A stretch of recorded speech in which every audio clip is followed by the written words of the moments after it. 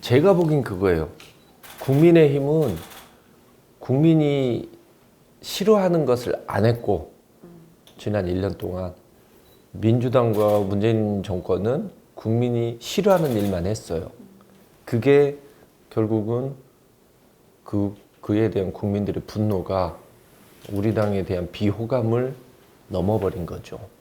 그리고 이제 1년 동안 꾸준히 보였던 뭐 김종인 위원장이 보여줬던 중도로 가고 합리적인 그런 중도로 옮겨가는 것들에 대한 국민들이 어느 정도 신뢰가 있었던 것 같아요. 거기에 반해서 이제 지금 여당 같은 경우에는 180석을 몰아줬더니 그걸 가지고 부동산 임대차 3법 강행하고 그 다음에 정말 반민주 악법이라고 할 수 있는 공수처법 개혁을 또 하고 이런 과정에서 사실은 경제는 경제대로 무너지고 부동산은 부동산대로 힘들어지고 실업률은 높아지고 외교 문제에 있었을 때도 정말 최악의 상황이 되면서 결국은 백신 확보에도 실패해서 국민들이 너무 살기 힘들게 만들었던 거죠. 그 와중에 어렵게만 했었어도 괜찮은데 그걸 국민들한테 자꾸 강요를 했었어요. 이 방향이 맞다. 그리고 공정성 문제 계속 나오고 있는데 그 공정성 문제에 대해서 단 한 번도 제대로 해결을 못했어요. 예를 들면 뭐 조국 장관의 문제에 됐었을 때도 끝까지 옹호를 했고 추미애 장관의 아들 문제에 됐었을 때도 보였던 모습들 같은 경우에는 오히려 그 문제 제기한 사람들을 공격을 했었고 뭐 그런 불공정 문제가 있고 그다음에 경제는 너무 어려워졌는데도 불구하고 잘 되어가고 있다. 우리나라가 제일 잘 나가고 있다. 뭐 이런 식으로 국민을 가르치려 들고 속이려 드니까 거기에 대한 분노죠. 그러니까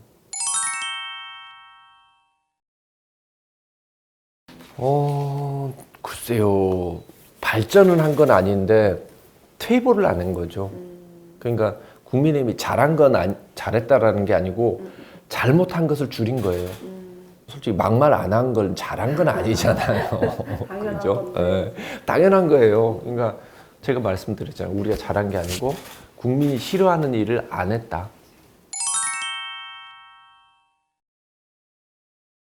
자, 초선이 개파다. 그럼 자, 개파 수장을 만약에 예를 들면은 뭐 박수영이나 황보승이라고 합시다. 박수영이나 황보승이가 그 모인 초선 개파들한테 뭘 줄 수 있죠?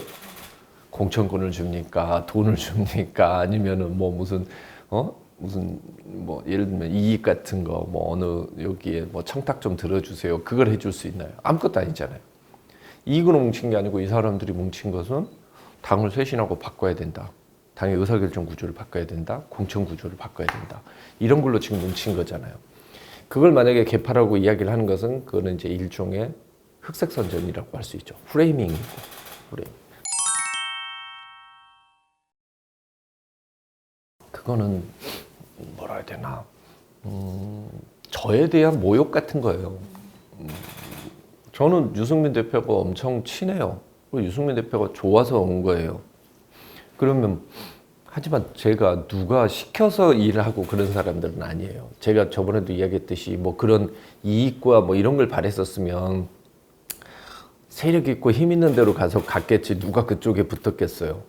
긍정적인 그런 아젠다를 계속 제시를 하고 있는데 여전히 저쪽에서 하는 것은 그런 프레이밍 씌우기, 개파 만들기, 뭐 지역 그 감정을 호소하기 뭐 이런 건 거죠.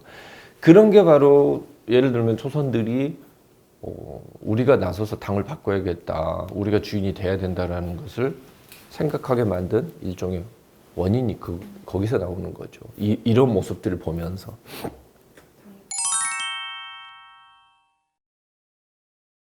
대선을 앞두고 이 당이 얼마만큼 바뀌었는지를 보여줘야 국민들이 우리를 이제 선택을 하시겠죠. 그러니까 이번에 뭐 서울시장 선거나 부산시장 선거가 내년 대선까지 그대로 갈 거라고는 생각해서는 안 되는 거잖아요. 누구나 다 알다시피.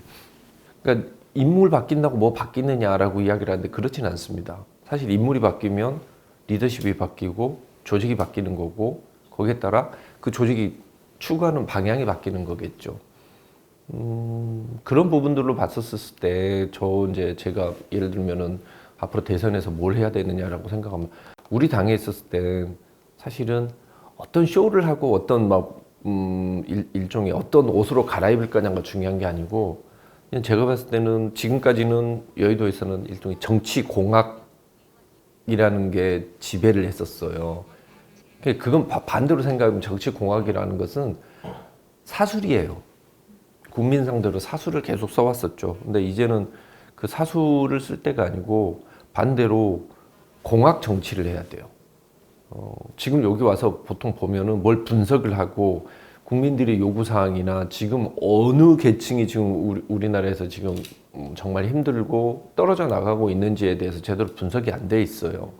그게 전혀 안 돼 있고 늘 어느 쪽에나 봤었을 때 실제로 고통을 겪고 있는 계층이 이번에도 보시면 알겠지만 20대 같은 경우 밥을 굶고 있다라는 계층이 나오고 있거든요. 근데 포착이 안 돼요. 이 사람들은 뭐 실업 통계에도 안 나오고 뭐 구직자 대열에서도 안 나오고 있는데 밥을 굶고 있는 계층이 새로 나온 거예요.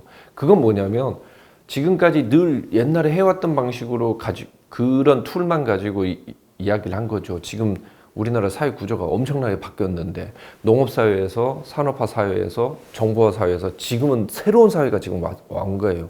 근데 이 시대에 대해서 지금 분석을 못 하고 있는 거예요.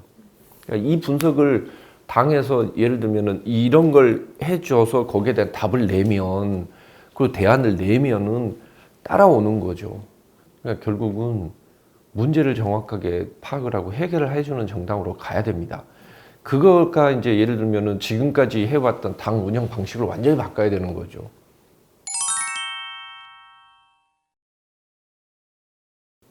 우리 당의 최근 10년간의 역사를 지켜봤었을 때 과연 우리 당의 문제는 리더의 정치적 경륜 부족이었었는지 오히려 대표 리스크가 더 컸다고 봐요.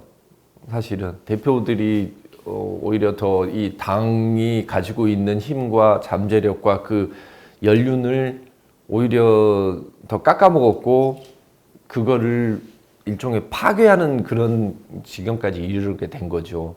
그러니까 정치 경륜이라고 이야기를 하고 지금 이러신 분들이 제가 그분들한테 반대로 묻고 싶어요.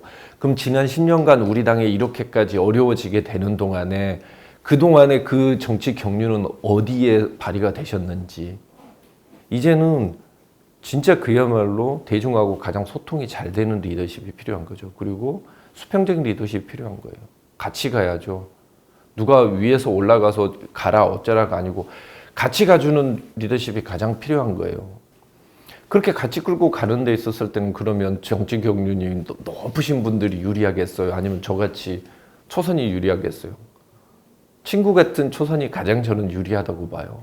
그리고 두 번째, 우리 대선 후보들이 가서 뛸 수 있는 것들을 생각해 보면 어떻게 보면 정치적으로 잠재적으로 경쟁자가 될 수 있는 그런 중진들이 만약에 하게 되면 불가피하게 오해가 많이 사겠죠. 저 사람 혹시 누구한테 무슨 뭐 다른 꿍꿍이가 있는 거 아닌가라고 생각을 하겠죠.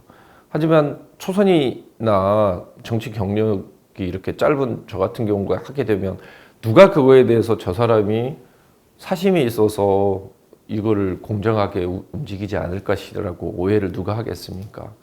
그러니까 지금 사람들이 새 얼굴로 바뀌었으면 좋겠다라고 계속 이야기를 하는 이유가 뭐냐면 기존에 있는 사람들에 대한 신뢰가 이미 사라진 거죠.